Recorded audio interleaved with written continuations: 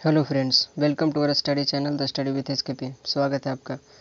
तो देखिए, पिछले वीडियोज़ में जो हम लोग हैं, रोमन जो आए थे, ठीक है, यूनान के जो लेखक थे, जो घूमने वाले लोग थे, जब वो भारत में आए, उन्होंने अपनी जो बुक के बारे में लिखा है, इसके बारे में हम लोगों ने पूरी तरीक़ा से पढ़ लिया था।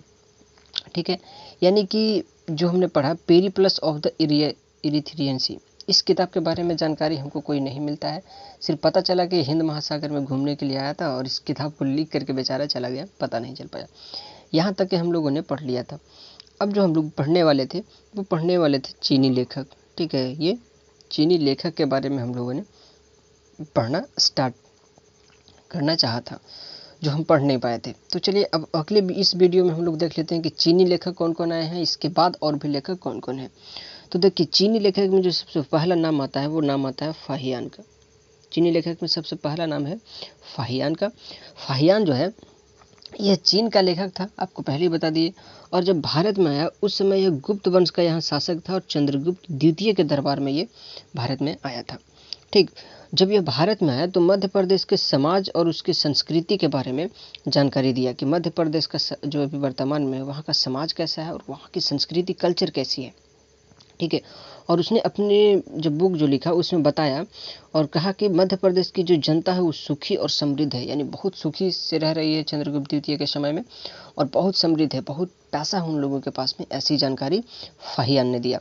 यह जब भारत में आया तो भारत में टोटल 14 वर्षों तक रहा, जो कि सबसे ज़्यादा क्वेश्चन पूछा जाता यही है कि फाहियान भारत में आया तो वह कितने वर्षों तक भारत में रहा था। ठीक है, और एक इम्पॉर्टेंट क्वेश्चन है इसमें कि वह किसके दरबार में आया था।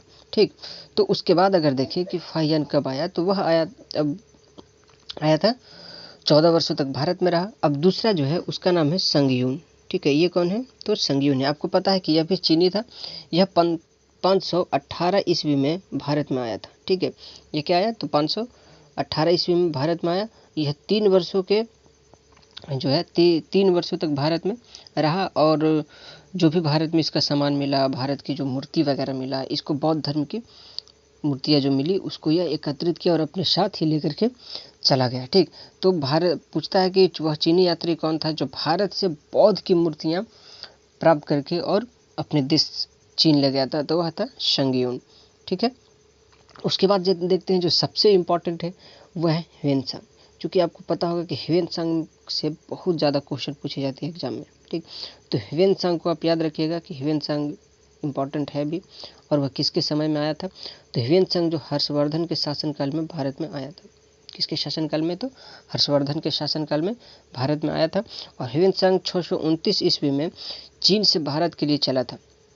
ह्वेनसांग 629 ईस्वी में चीन से भारत के लिए चला था और लगभग 1 वर्ष की यात्रा लगातार किया। ठीक, तब जाकर के भारतीय एक राज्य था कपीशा, वहाँ पे यह पहुँचा, और पहुँचने के बाद भारत की वो अध्ययन करना स्टार्ट किया।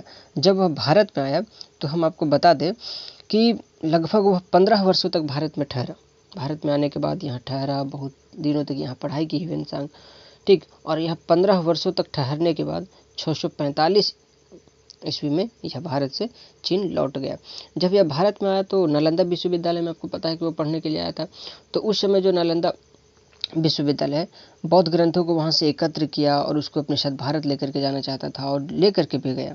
ठीक है, जब वह भारत में आया तो वो जो इस चलता था रास्ते पर, एक पुस्तक लिखा था जिसका नाम था सी यू की।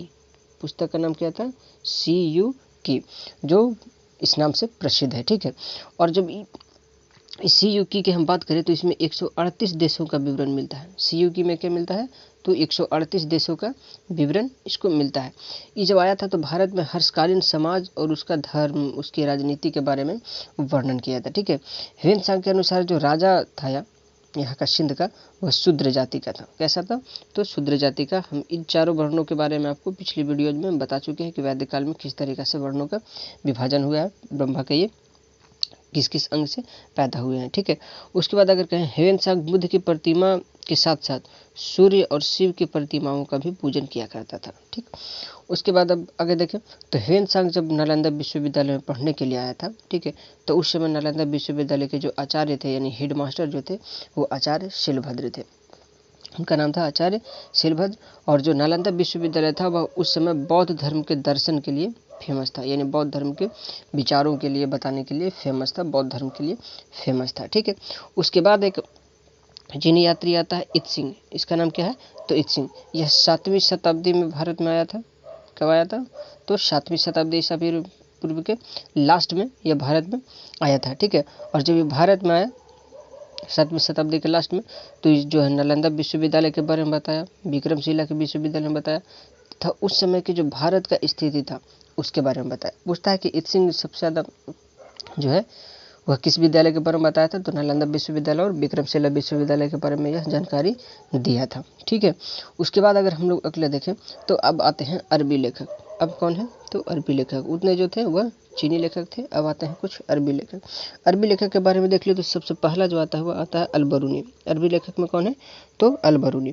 अलबरूनी जो है महमूद गजनवी के साथ में भारत में आया था, और महमूद गजनवी के साथ में जब वो आया तो उसने एक किताब लिखी, किताब उल हिंद।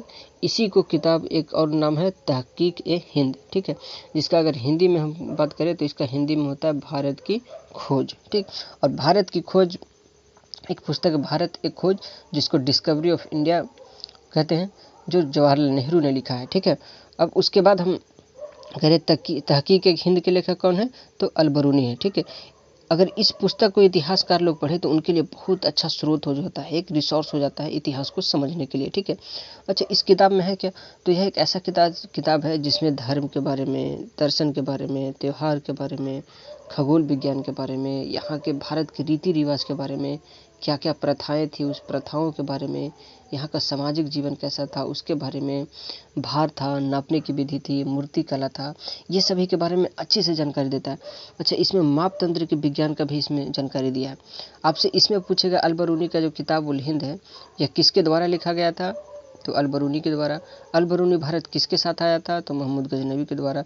एक क्वेश्चन जो इंपॉर्टेंट बनता है वह कभी कभार पूछा करता है कि जो किताब उल हिंद लिखा गया है वह कितने अध्याय में है? तो यह टोटल 80 अध्याय में है, यानी 80 चैप्टर में यह किताब बना हुआ है। ठीक है, यानी 80 चैप्टर में यह किताब को लिखा गया है। ठीक है, और इस किताब में क्या है? तो राजपूत कालीन समाज में जो था उनका रीति रिवाज कैसा था, उनकी राजनीति कैसा था, उसके बारे में बहुत अच्छा से बताया गया है। ठीक, उसके बाद आता है दूसरा जो अरबी लेखक है वह इब्न बतूता।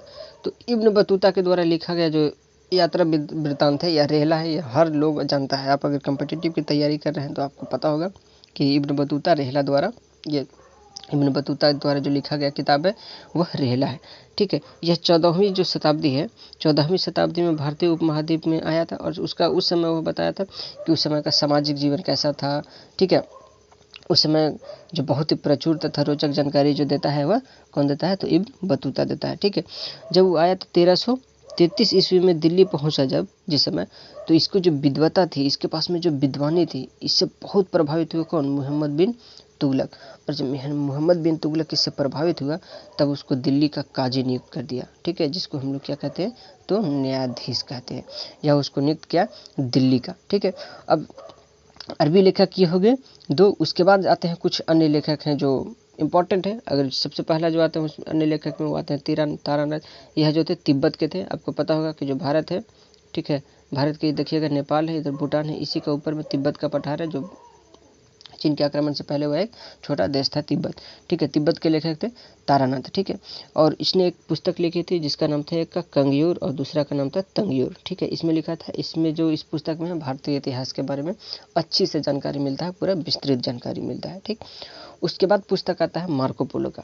ठीक है, उसके बाद किसके आता है? तो मार्को पोलो। मार्को पोलो जो है 13वीं शताब्दी में भारत में आया था। कब आया? तो 13वीं शताब्दी के लास्ट में भारत आया था, और यह पांड्य देश की यात्रा पर आया था। किस देश की यात्रा पर? तो पांड्य देश की यात्रा पर यह भारत में आया था। ठीक है, और इसके द्वारा लिखा गया जो इतिहास है वो पांड्य इतिहास के उपयोगी है। अगर पांड्य इतिहास की जानकारी आप चाहते हैं तो आप इसके द्वारा यह किस पुस्तक को पढ़ सकते हैं। ठीक है, मार्को पोलो को आप पढ़ सकते हैं, यह पांड्य देश के इतिहास के बारे में बहुत अच्छा से बताएगा। देखिए, यह वीडियो आपको हर प्रतिदिन सुबह 7 बजे, ठीक है, क्या होगा? तो सुबह 7 बजे आपको यह वीडियो मिलता रहेगा। ठीक है, इसी तरीके से इतिहास की जो वीडियोज हैं लूसेंट का आपको मिलता रहेगा। कभी कभार दिन में अगर टाइम मिल जाए तो हम 2 वीडियो लोड कर दिया करेंगे, एक शाम में 7 बजे और एक सुबह में 7 बजे। ठीक, तो आप इसको देखने की कोशिश कीजिएगा। वीडियो कैसा लग रहा है ये हर वीडियो में हमको ज़रूर बताते रहिएगा, क्योंकि इससे मेरा उत्साह बढ़ता है। अगर वीडियो आपको अच्छा लगता है तो आप लाइक ज़रूर कीजिएगा, वीडियो को अपने दोस्तों के साथ में शेयर ज़रूर कीजिएगा। फिर मिलते हैं ऐसे ही अगले वीडियो में, तब तक के लिए धन्यवाद।